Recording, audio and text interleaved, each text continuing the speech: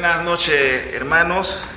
Hoy es viernes 17 de abril del año 2020. Estamos en la capilla de la primera iglesia bautista de Balboa para continuar con nuestro estudio de la carta de Pablo a la iglesia de los Efesios. Oremos. Amado Dios y Padre Celestial, una vez más te damos gracias por el día de hoy, por tu cuidado y tu provisión. Gracias por cada uno de mis hermanos donde están en sus hogares, Señor. Nosotros tenemos la seguridad y la certeza que tú lo estás cuidando y también le estás proveyendo. Gracias, Señor. Ayúdanos en esta noche a poder presentar, Señor, este estudio y que podamos edificarnos, Señor, a través de tu palabra. Te pedimos esto en el nombre de Jesús. Amén. Hermano, vamos a ver si podemos llegar al verso 14. Ese es el desafío de esta noche. Seguimos en el capítulo 1. El viernes pasado terminamos en el verso 10 y vamos a ver si hoy podemos llegar al verso 14. No tenemos que ir corriendo con este estudio de la carta de Pablo a la iglesia de los Efesios. Nuestra introducción entonces: Dios hizo más que elegirnos en Cristo en la eternidad pasada y darnos la condición de hijos como posesión presente, con todos sus privilegios, pero también con todas sus responsabilidades. También Dios nos dio en abundancia toda sabiduría y entendimiento para conocer lo que Pablo llama el misterio de su voluntad para el futuro. Se refiere a su voluntad de reunir en Él. ¿Quién es Él? En Cristo, nuestro Señor, todas las cosas, tanto las del cielo como la de la tierra. Y eso lo vemos claramente en los versos 8 y 10, pero vamos a ver el verso 10. Dice Pablo en el capítulo 1 de la carta a los Efesios, de reunir todas las cosas en Cristo, en la dispensación del cumplimiento de los tiempos, así las que están en los cielos como las que están en la tierra. La historia, por lo tanto, no carece de sentido ni propósito. Como siempre hemos enseñado, recuerden que la historia de nuestro Dios es una historia lineal, que tiene un comienzo, hay todo un desarrollo, pero que también tiene un final. Se mueve hacia una meta gloriosa. La historia de nuestro Dios, la historia de redención de nuestro Señor y Salvador Jesucristo, se mueve hacia una meta gloriosa.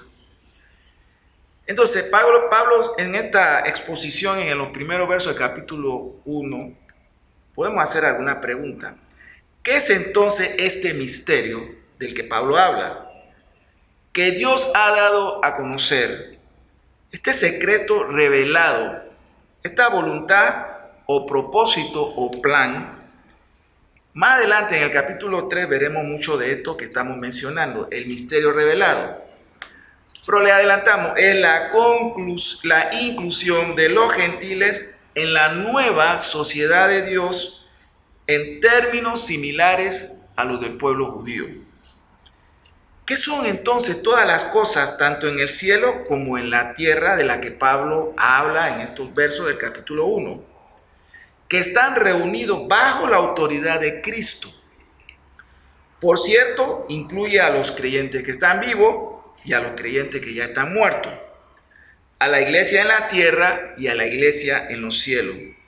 Por ejemplo, en el verso 1 vamos a ver algunas doctrinas puntuales. En el verso 1, y quienes habiendo recibido la bendición, la iglesia. Verso 3, la elección de la que hablamos el viernes pasado, la elección incondicional de Dios, que ocurre en un punto de la eternidad cuando Dios, sin ningún mérito de parte de nosotros o de los hombres, Él escogió a algunos para salvación, según el beneplácito de su pura voluntad. 4. La adopción. Hemos sido adoptados en Cristo Jesús como hijos de Dios y coherederos junto con Cristo. Y vamos a hablar de eso un poquito más adelante. En el verso 5, por gracia, por la pura gracia, por el puro deseo de la voluntad de Dios, nosotros que estábamos muertos en nuestros delitos y pecados, hemos sido llamados a esta salvación tan grande en Jesucristo. Verso 6, redención y perdón. Redención, hemos sido comprados a precio de sangre. Había que pagar un precio. Ningún ser humano puede pagar ese precio, porque todos somos seres caídos.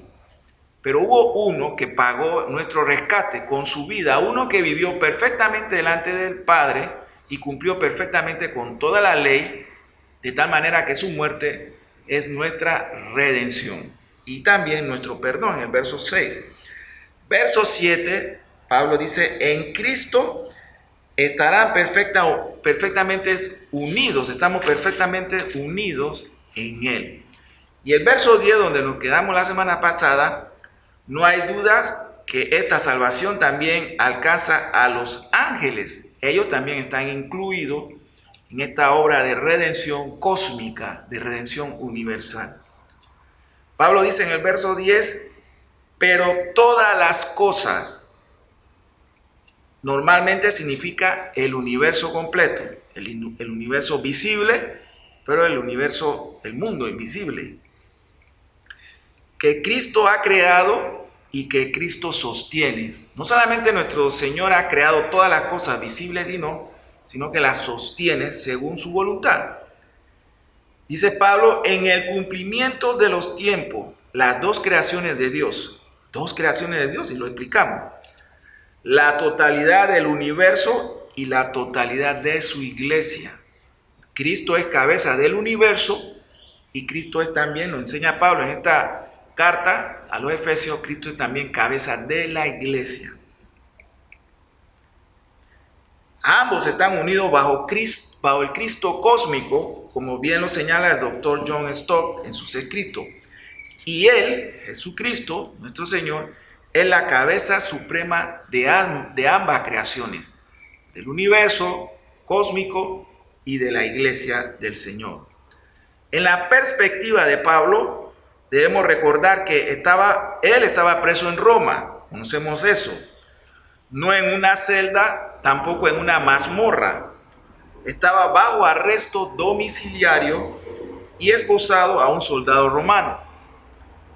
Aunque su muñeca estuviera encadenado y su cuerpo imposibilitado a moverse, porque él estaba en arresto domiciliario, sin embargo, él tenía el corazón y la mente lleno de la eternidad de Dios.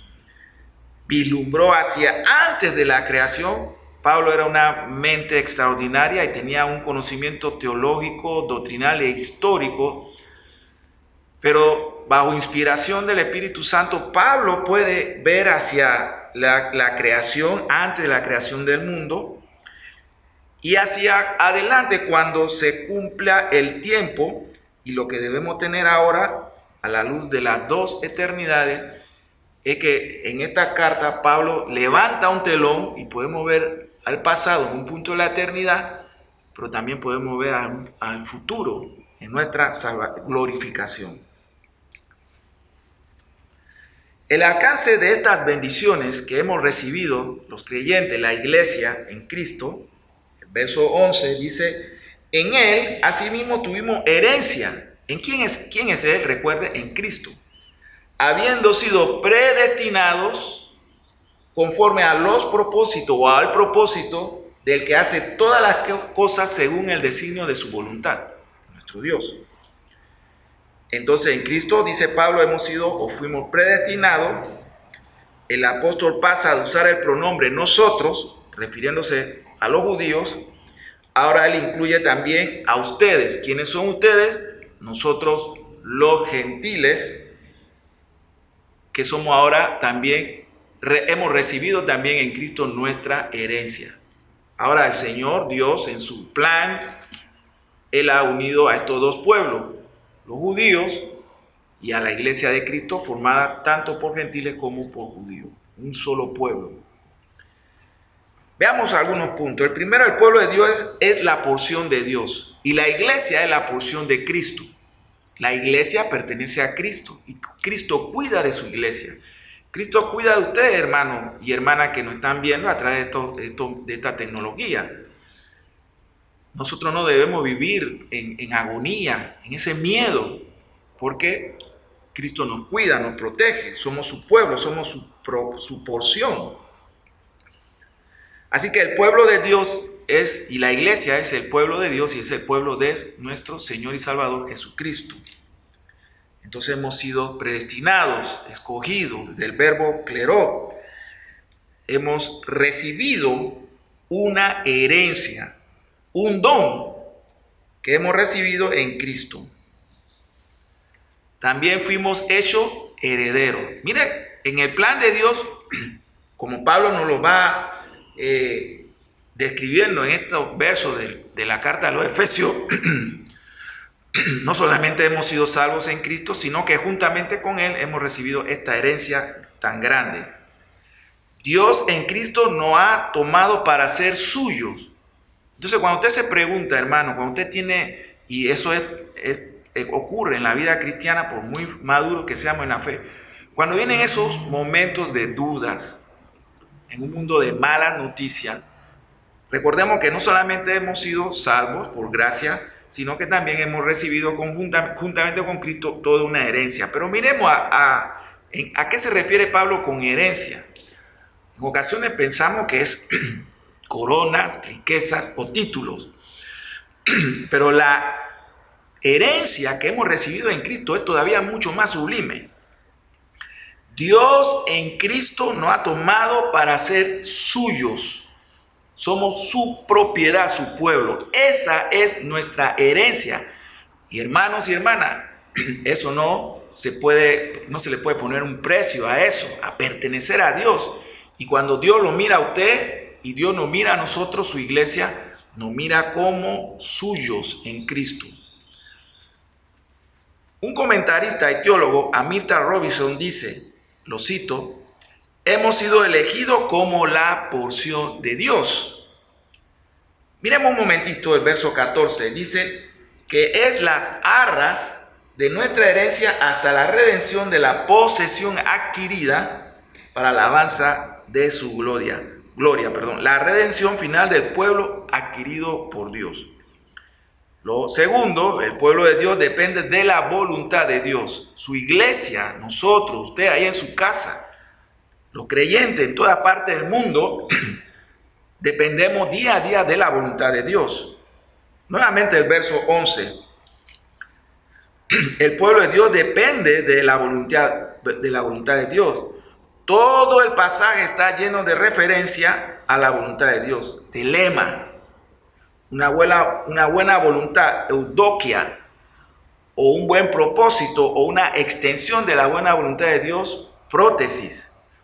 Entonces nuestra elección viene de la voluntad de Dios, y no se debe a la casualidad, más bien a la propia voluntad soberana de Dios y a sus propósitos eternos que no cambian. Son firme cimiento, son los propósitos de Dios para nosotros. Entonces, una pregunta, ¿cuál es nuestra parte? Ya lo hemos contestado, hemos hablado en otras ocasiones. Nuestra parte, no hay parte de nosotros.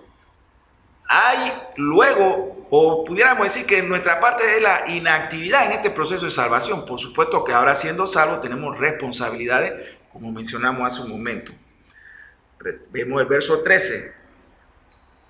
En él también, dice Pablo, vosotros, habiendo oído la palabra de verdad, el evangelio de vuestra salvación, y habiendo creído en él, en Cristo, fuiste sellado con el Espíritu Santo de la promesa.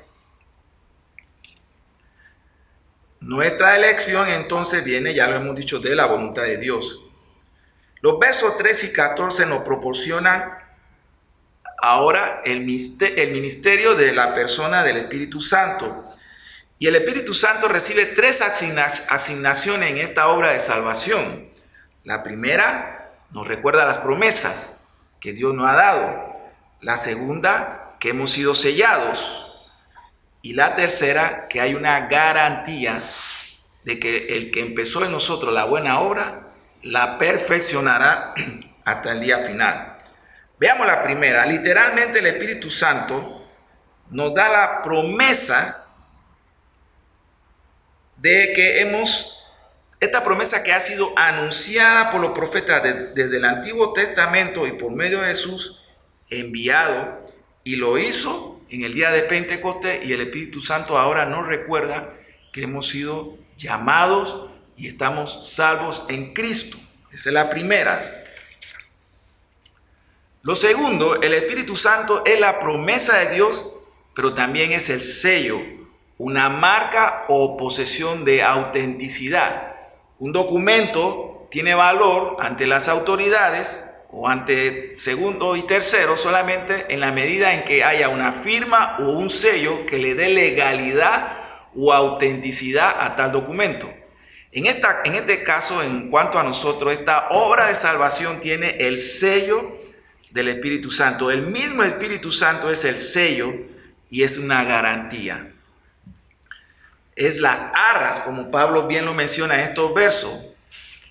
Arrabón, una palabra de origen hebreo que parece haber sido adquirido por los griegos a través de los comerciantes fenicios.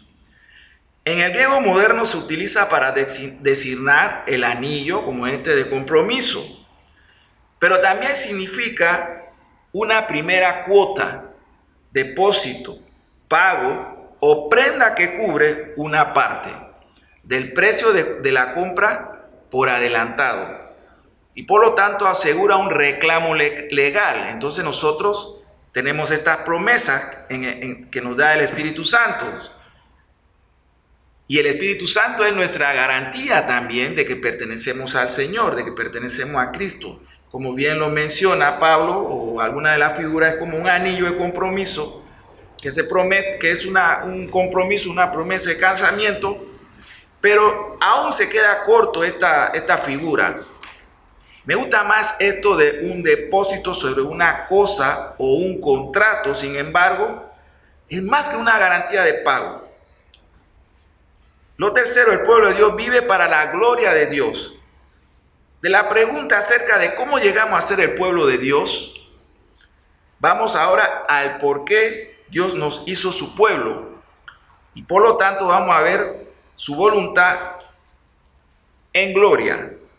Nuevamente contamos. Primero, el verso 6, para alabanza de su gloriosa gracia. Por eso Dios ha hecho esta obra de salvación. Para la alabanza de su gloria. Lo segundo, para alabanza nuevamente de su gloria en el verso 12. Y tercero, y un día redimirá finalmente a su pueblo, que es su posesión, nuevamente dice Pablo en el verso 14, para la alabanza de su gloria. Esta es la voluntad de Dios para Israel, o esta era la voluntad de Dios para Israel en los días del Antiguo Testamento, pero también es su propósito para la iglesia hoy. ¿Cuál es el propósito del Señor para la iglesia, el cuerpo de Cristo? Para usted, hermano, que aunque estamos en esta circunstancia en nuestros hogares, pero somos parte de la iglesia de Cristo. Bueno, usted ha sido salvo, yo he sido salvo para la alabanza de su gloria. Aquí están pues el cómo y el porqué del pueblo de Dios, cómo llegamos a ser su pueblo. Y queremos concluir esta reflexión hasta el verso 14, porque toda esta obra maravillosa que Dios ha hecho de salvación, de llamarlo a usted, a mí, a cada creyente, en Cristo Jesús y habernos hecho ahora su pueblo, con esta herencia de ser suyos, todo esto ocurrió. ¿Qué es lo que motivó a Dios? Y quiero que terminemos con esto. Fue según el puro afecto de su voluntad. Dios quiso salvarnos, llamarnos con llamamiento santo y hacernos ahora su pueblo, la iglesia de Cristo.